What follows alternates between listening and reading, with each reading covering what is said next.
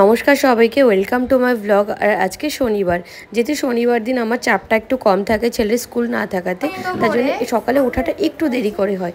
আর দেরি করে ওঠার পরে দেখলাম আজ যেহেতু মাছ নেই, অমনি কী রান্না করব ভাবতে ভাবতে একটু ডিম সেদ্ধ বসিয়ে দিলাম।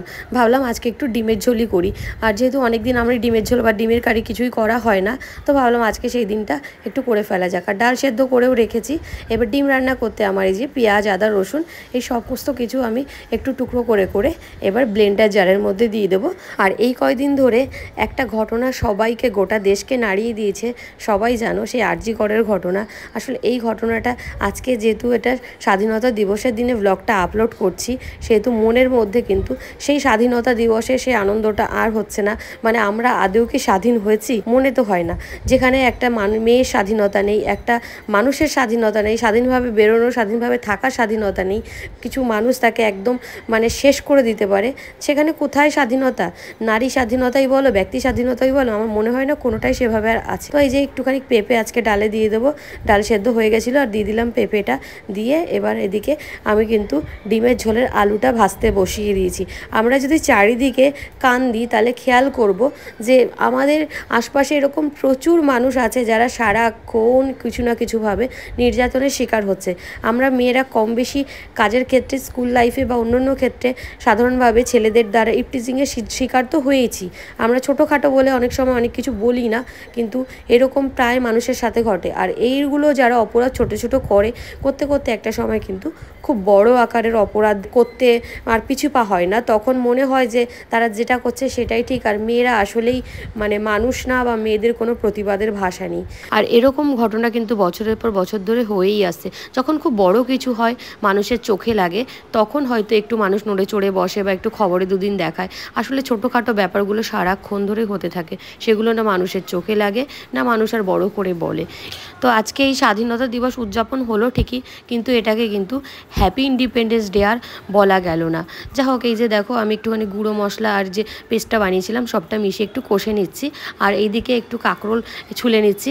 আসলে অনেক দিন কাঁকরোলগুলো ফ্রিজে আনা রয়েছে, তো এবারে কাঁকরোলগুলোকে ভাবছি ভাজবো। তো ভাজার জন্যে কাঁকরোলগুলোকে আমি এইভাবে করে, অনেকে এইভাবে চাকচাক করেও কাটে, কিন্তু আমি এভাবে কুচি কুচি করে কেটে এবার এর সাথে একটু আলুও মেশাবো। তারপর এখন কাঁকরোলটা কেটে নিয়েছি, পরে আলুটা কাটছি। আর এইদিকে আমার মশলাটা প্রায় কষা হয়ে গেছে। এবার এর মধ্যে আরেকটুখানি আলু আর ডিমগুলো ভেজেও তুলে নিয়েছিলাম, সেটাকে দিয়ে আরেকটু কষে নেবো ঢেকে ঢেকে। আর এদিকে আলুটা দেখো ছুলে নিয়েছি। এবার আলুটাকেও কিন্তু এইভাবে কুচি কুচি করে কেটে নেবো, আর এর সাথে দিয়ে দেবো একটা পেঁয়াজ। এইভাবে ভাজাটা আমার দারুণ লাগে। আমি যখনই কাঁকরোল ভাজি তো এভাবেই ভাজি, মানে শুধু কাঁকরোল বা অন্যভাবে ভাজি না সাধারণত। আর এদিকে দেখো একদম রেডি হয়ে গেছে আমার মশলাটা। বেশ কিছুক্ষণ ধরে কষেছি, এর মধ্যে একটু জল দিয়ে এবার এটাকে ঢাকা দিয়ে ফুটতে দেবো, তাহলে কিন্তু আমার ডিমের ঝোল অলমোস্ট রেডি।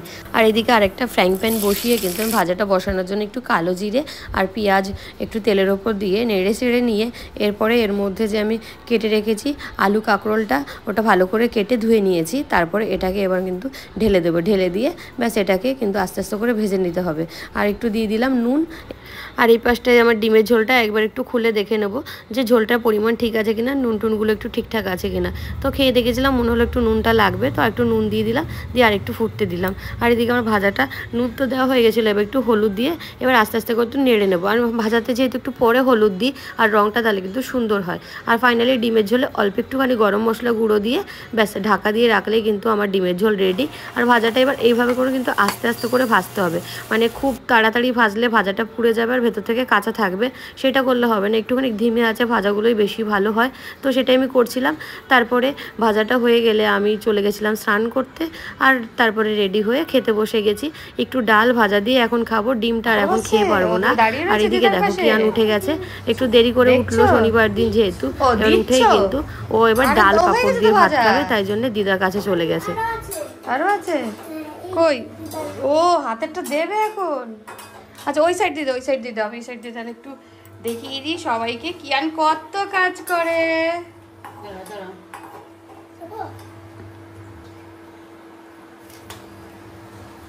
বাহ দারুন।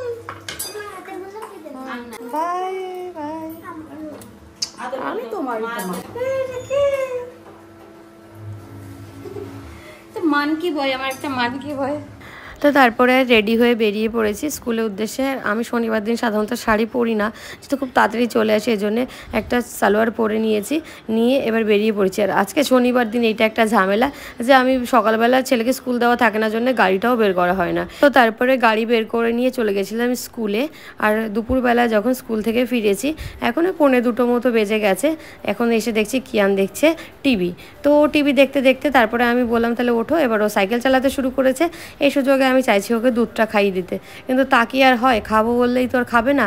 এই দেখো খাওয়ার সময় কত বিরক্ত করতেই থাকে। তারপর ওকে বললাম তোমার জন্য একটা সারপ্রাইজ আছে, তাড়াতাড়ি দুধটা খেয়ে নাও। তো তাড়াতাড়ি করে ও দুধটা খেয়ে নিয়েছিল, আর খাওয়ার পরে ওর জন্য সারপ্রাইজ ছিল এই যে একটা চক, যেটা পেয়ে কিন্তু ও খুবই খুশি।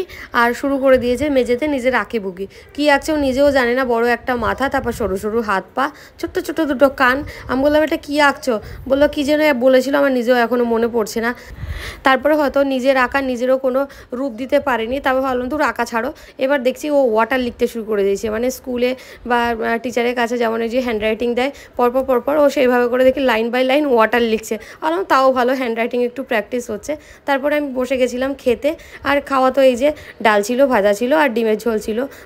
ডাল ভাজা দিয়েছে সকালবেলা একবার খেয়েই গেছিলাম, এখন আবার একটু আলাদা করে একটু ডিমের ঝোলটাও খেয়ে নেবো। যা হোক ডিমের ঝোলটা আমার টেস্ট করা হয়েছিল না, পরে দেখলাম দারুণ হয়েছে ডিমের ঝোলটা আজকে, অনেকদিন পরে খেলে যেমনটা হয় তেমন। তারপর কিয়ান খাওয়া দাওয়া করে আবার আঁকতে বসে গেছে। তো ভাবলাম যে চলো একটু কবিতাটা প্র্যাকটিস করানো হোক, এমনি থেকে তো করে না, এইভাবে করেই আমাকে করাতে হয়।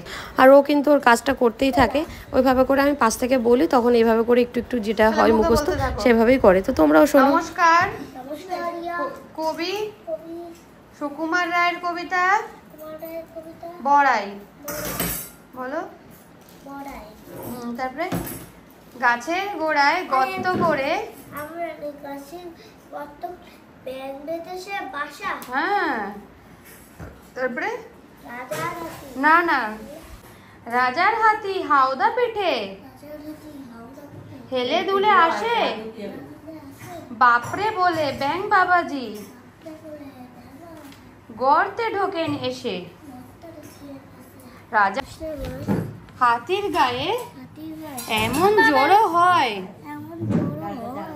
মুখ বাড়িয়ে বলল ব্যাং, তাই তো তোরে বলি আমরা অর্থাৎ চার পেয়েরা এমন করেই চলি। আর এখন প্রায় 3টে বেজে গেছে, আর আমরা যাব হচ্ছে কিয়ানের দিদিমণির বাড়িতে কিয়ানকে পড়তে দিতে। তো যার জন্য আমরা বইয়ের ব্যাগ নিয়ে এবার বেরিয়ে গেছি দিদিমণির বাড়ির উদ্দেশ্যে।